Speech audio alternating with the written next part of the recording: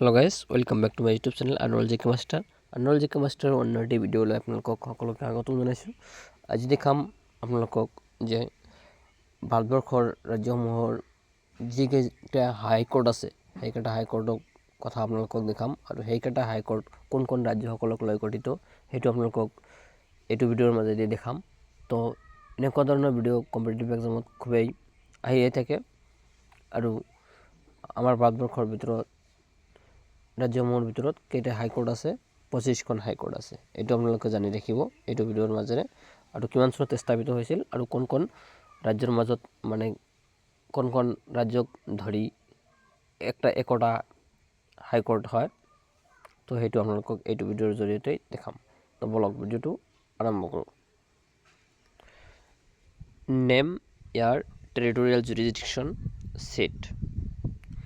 কলকাতা যিটো হাইকোৰ্ট আছে এইটো কিমান চনত স্থাপিত হৈছিল? 1862, 1862 চনত হৈছিল। আৰু ইয়াৰ জুৰিডিকশ্যনটো কোন কোন ৰাজ্যৰ মাজত আছে? যে ৱেষ্ট বেংগল, আন্দামান এণ্ড নিকোবৰ আইলেণ্ডছৰ মাজত ইয়াৰ জুৰিডিকশ্যনটো আছে, টেৰিটৰিয়েল যিটো jurisdiction. Kolkata bench of Port Blair. Port ব্লেয়াৰটো হৈছে যে আন্দামান নিকোবৰৰ কেপিটেল। বম্বে হাইকোৰ্ট কিমান চনত হৈছিল?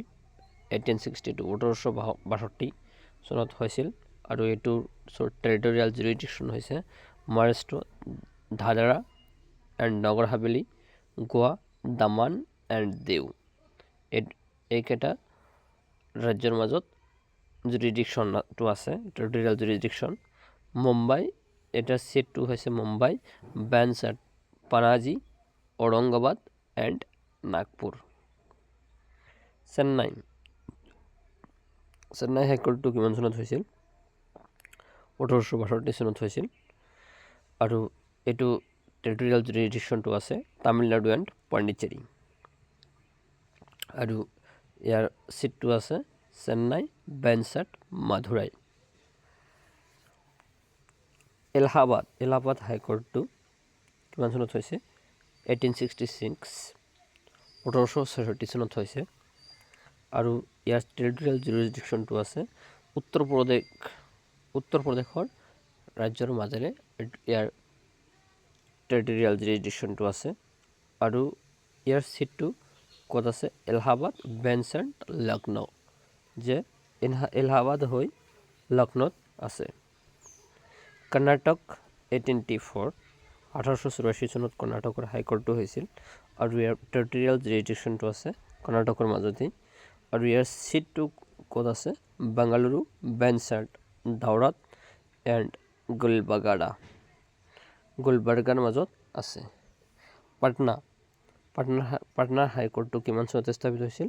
1916, 1916 চনত হৈছিল। আৰু ইয়াৰ টেৰিটৰিয়েল জুৰিডিকশ্যনটো আছিল বিহাৰৰ মাজত আছিল। বিহাৰৰ ৰাজধানী হৈছে পাটনা।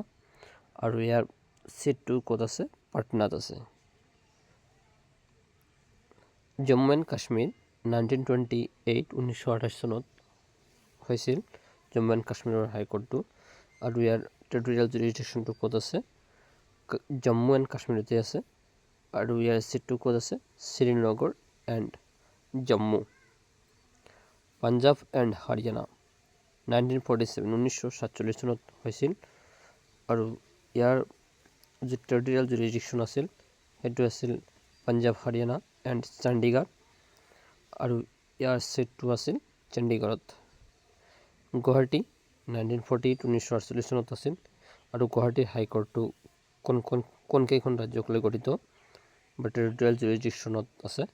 আসাম, নাগালেণ্ড, মিজোৰাম এণ্ড অৰুণাচল প্ৰদেশ। এইকেইখন ৰাজ্যৰ হাইকোৰ্ট হৈছে গুৱাহাটী হাইকোৰ্ট। আৰু এইটো ক'ত অৱস্থিত? ছিট হৈ আছে Guwahati, bench at Kohima, Aizawl and Itanagar. Orissa হাইকোৰ্টটো কিমান চনত হৈছিল? 1948, 1948 চনত হৈছিল। আৰু ইয়াৰ টেৰিটৰিয়েল জুৰিডিকশ্যনটো ক'ত আছে? উৰিষ্যাতেই আছে। তো ইয়াৰ ছিটটো ক'ত আছে? কাটাক। তো হাইকোৰ্টৰ ভিডিঅ'টো আপোনালোকে ভালকৈ চাব, কাৰণ কম্পিটিটিভ এক্সামৰ কাৰণে খুবেই গুৰুত্বপূৰ্ণ। ৰাজস্থান কিমান চনত হৈছিল? ৰাজস্থানৰ হাইকোৰ্টটো 1949, 1949 চনত হৈছিল আৰু এইটো ক'ত আছে ৰাজস্থানতেই আছে আৰু চিটটো ক'তহে আছে যোধপুৰ বেঞ্চ অফ জয়পুৰত হেৰি হৈ আছে। মধ্যপ্ৰদেশ কিমান চনত হৈছিল? মধ্যপ্ৰদেশৰ হাইকোৰ্টটো 1956 চনত হৈছিল আৰু এইটো মধ্যপ্ৰদেশৰ বেঞ্চৰ মাজতে আছে আৰু জবলপুৰ বেঞ্চ অফ ইন্দোৰ গোৱালিয়ৰ এইটোৰ মাজত চিট হৈ আছে। কেৰালাৰ হাইকোৰ্টটো 1958 চনত স্থাপিত হৈছিল। কেৰালা এণ্ড লাক্ষাদ্বীপ এইটোৰ মাজত টেৰিটৰিয়েল জুৰিডিকশ্যন আৰু ইৰিনাকুলাম এইটো চিট হৈ আছে। গুজৰাটৰ হাইকোৰ্টটো কিমান চনত স্থাপিত হৈছিল? 1960 চনত হৈছিল আৰু ইয়াৰ টেৰিটৰিয়েল জুৰিডিকশ্যনটো ক'ত আছে? গুজৰাটতেই আছে আৰু ইয়াৰ যিটো চিট হৈ আছে এইটো ক'ত আছে? আহমেদাবাদতহে আছে। গুজৰাটৰ কেপিটেল আহমেদাবাদতেই হৈ আছে। দিল্লী কিমান চনত দিল্লীৰ হাইকোৰ্টটো হৈছিল? 1966 চনত হৈছিল আৰু টেৰিটৰিয়েল জুৰিডিকশ্যনটো ক'ত আছে? দিল্লীতেই আছে আৰু ইয়াৰ যিটো চিট হৈ আছে এইটো ক'ত আছে? এইটো দিল্লীতেই হৈ আছে। হিমাচল প্ৰদেশ কিমান চনত হৈছিল? হিমাচল প্ৰদেশৰ হাইকোৰ্টটো 1966 চনত হৈছিল আৰু ইয়াৰ যিটো টেৰিটৰিয়েল জুৰিডিকশ্যন সেইটো ক'ত আছে? এইটো আছে আপোনালোকৰ হিমাচল প্ৰদেশতে আছে আৰু ইয়াৰ চিট হৈ আছে চিমলাত এইটো ইয়াৰ চিটটো হৈ আছে। ছিকিমৰ হাইকোৰ্টটো কিমান চনত হৈছিল? 1975 চনত হৈছিল আৰু ইয়াৰ টেৰিটৰিয়েল জুৰিডিকশ্যনটো ছিকিমতেই আছে আৰু ইয়াৰ যিটো চিট হৈ আছে এইটো গেংটক, ছিকিমৰ ৰাজধানী গেংটকত ইয়াৰ চিটটো হৈ আছে। ছত্তীশগড় এইটো কিমান চনত হৈ আছে? ছত্তীশগড়ৰ হাইকোৰ্টটো 2000 চনত হৈ আছিল স্থাপিত আৰু ছত্তীশগড়ৰ এইটো টেৰিটৰিয়েল জুৰিডিকশ্যন হিচাপে আছে ছত্তীশগড়তেই আৰু চিট হৈ আছে বিলাসপুৰ নামৰ এখন ঠাইত এই হাইকোৰ্টটো আছে। উত্তৰাখণ্ডৰ হাইকোৰ্টটো কিমান চনত আছিল? 2000 চনত আছিল আৰু ইয়াৰ টেৰিটৰিয়েল জুৰিডিকশ্যন হৈছে উত্তৰাখণ্ড আৰু ইয়াৰ চিট হৈ আছে নৈনিতালটো উত্তৰাখণ্ডৰ এটা ঠাই। ঝাৰখণ্ডৰ হাইকোৰ্টটো কিমান চনত হৈছিল?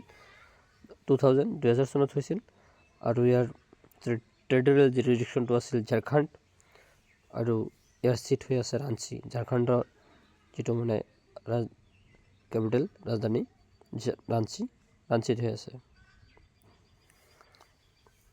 ত্ৰিপুৰা 2013 হৈছিল।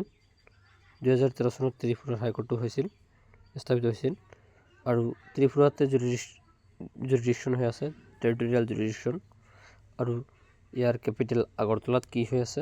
চিট হৈ আছে এইটো। মণিপুৰ 2013 চনত মণিপুৰৰ হাইকোৰ্টটো হৈছিল আৰু ইয়াৰ টেৰিটৰিয়েল জুৰিডিকশ্যনটো মণিপুৰতেই আছে আৰু ইয়াৰ কেপিটেল ইম্ফলত আছে। কি চিট হৈ আছে ইম্ফলত। মেঘালয় 2013 হৈছে মেঘালয় হাইকোৰ্টটো আৰু ইয়াৰ জুৰিডিকশ্যন ক'ত আছে? মেঘালয়ত আছে আৰু ইয়াৰ চিট হৈ আছে ক'ত? শ্বিলঙত। অন্ধ্ৰপ্ৰদেশ 2019 চনত অন্ধ্ৰপ্ৰদেশৰ হাইকোৰ্টটো হৈছিল আৰু ইয়াৰ টেৰিটৰিয়েল জুৰিডিকশ্যনটো অন্ধ্ৰপ্ৰদেশতে আছে আৰু ইয়াৰ কেপিটেল অমৰাৱতীত আছে। আপোনালোকৰ চিট হৈ আছে অমৰাৱতীত চিট হৈ আছে এইটো।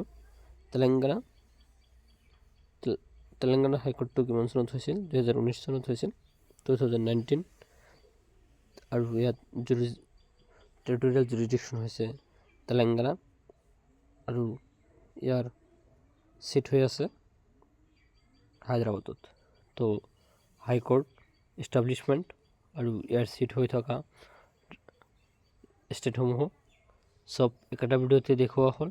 যদি ভিডিঅ'টো ভাল লাগে তেন্তে লাইক কমেণ্ট শ্বেয়াৰ কৰিব আৰু আৰ্ণৰেল জি কে মাষ্টাৰ ইউটিউব চেনেলটো আপোনালোকে ছাবস্ক্ৰাইব কৰিবলৈ নাপাহৰিব, কাৰণ ছাবস্ক্ৰাইব কৰিলে কি হয়, আপোনালোকৰ কাৰণে ভিডিঅ' দিবলৈ মই প্ৰেৰণা পাওঁ আৰু উৎসাহ পাওঁ।